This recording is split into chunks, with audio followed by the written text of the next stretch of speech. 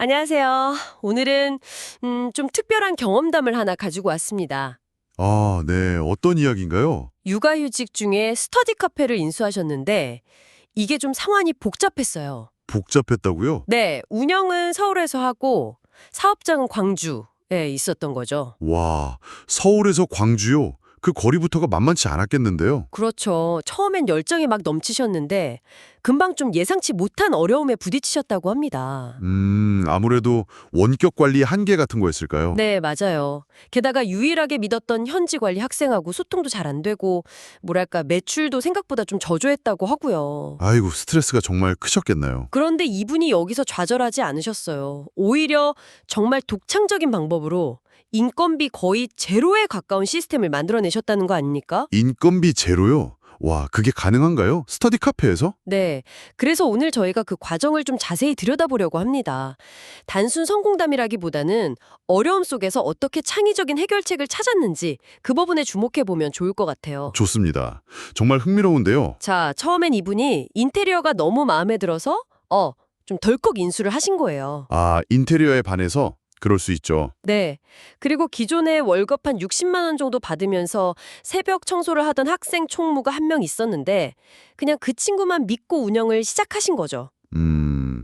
일단 믿을 사람이 있으니 시작은 하셨는데, 근데 문제는 몸은 서울에 있고 사업장은 광주잖아요. 그렇죠. 거리가 문제네요. 이 총무분이 주로 새벽에 일하고 오전에 주무시는 패턴이라 막상 도움이 필요한 낮 시간에는 연락 주절되기 일쑤였다고 해요. 아, 그럼 진짜 답답했겠네요. 예를 들면 어떤 상황들이 있었을까요? 예를 들어서 자유석 이용하는 회원이 퇴실 처리를 깜빡하고 그냥 가버리면 다음 사람이 그 자리를 못 쓰잖아요. 아, 맞아요. 키오스크에서 처리해야 하는데. 네, 또 비 오는 날 키오스크가 갑자기 먹통이 된다거나 이런 실시간 문제에 대처하기가 너무 어려웠던 거죠. 서울에서는 발만 동동 구르는 거고요. 그렇죠. 특히 스터디 카페에서 자유석 회전율 같은 건 생각보다 수익이 중요하거든요. 네, 그렇죠. 그런 관리가 제때 안 되면 빈자리가 있어도 이용을 못하는 상황이 자꾸 생기고 그럼 당연히 회원들 불만이 쌓이죠. 결국엔 고정석 수요에도 영향을 미치게 되고요. 네. 게다가 월 수익이 한 1,000만 원 정도인데 거기서 인건비가 60만 원이 나간다. 이건 뭐 사업주 입장에선 상당한 압박이죠. 경험 삼아 시작했다고는 하지만 매달 적자 걱정하는 건 정말 현실적인 스트레스였을 거예요. 그랬을 겁니다. 그래서 어떻게 하셨나요? 결국 그 총무분하고는 이제 계약을 마무리하고요. 마침 광주로 이사간 아내분 그리고 주말마다 본인이 직접 내려가서 청소랑 관리를 시작하셨대요. 아, 직접 관리로 전환하셨군요. 네, 직접 하니까 확실히 깨끗해지고 관리는 잘 됐는데 문제는 갓 태어난 아기를 돌봐야 하잖아요. 아, 그렇죠. 육아휴직 중이셨으니까. 네, 육아하면서 주말마다 서울 광주로 오가는 건 이건 정말 보통 일이 아니었던 거죠. 너무 벅찼다고 해요. 물리적인 한계에 딱 부딪힌 거네요. 네. 여기서 이제 돌파구가 필요했는데 그때 딱 떠올린 아이디어가 바로 등가 교환이었다고 합니다. 등가 교환이요? 흥미로운데요? 어떤 의미죠? 물리적인 한계 앞에서 문제를 좀 다른 관점에서 보신 거예요. 모든 관리를 한 사람한테 맡기거나 꼭 돈을 써야만 해결되는 건 아니지 않을까? 네, 네. 우리가 가진 것 중에서 가치는 있는데 지금 당장 딱히 활용되지 않는 게 뭘까?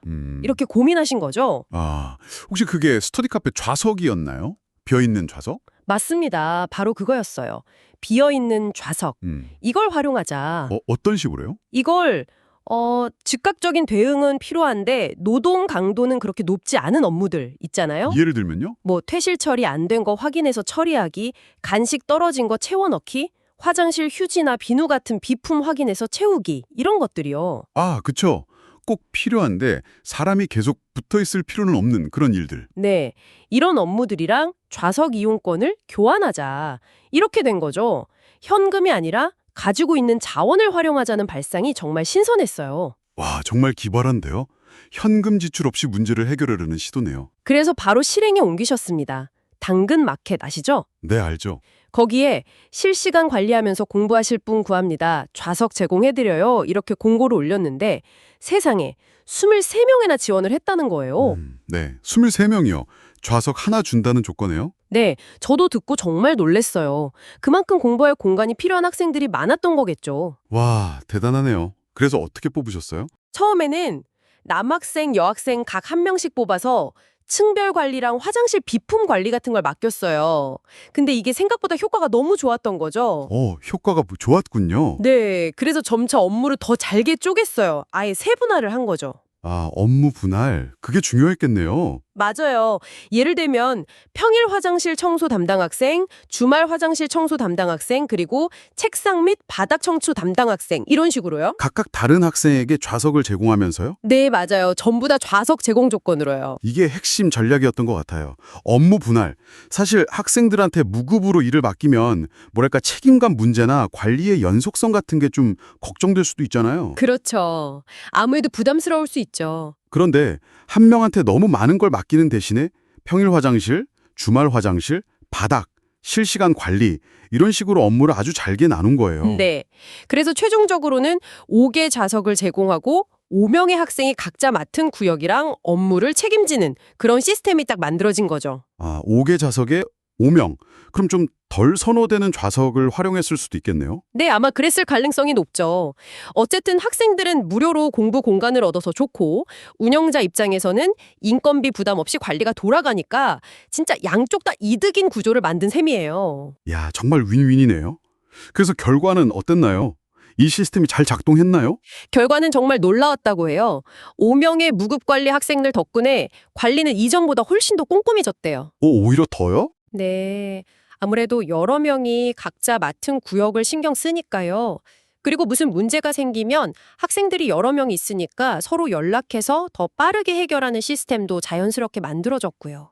아, 자기들끼리 소통하면서 해결하기도 하고. 그렇죠. 회원들 만족도도 당연히 올라갔고 매출도 조금씩이지만 상승했다고 합니다. 무엇보다 가장 큰 건 인건비 지출 없이 안정적인 운영이 가능해졌다는 거겠네요. 네, 바로 그 점이죠. 인건비 부담이 제로가 된 거니까요. 정말 대단한데요.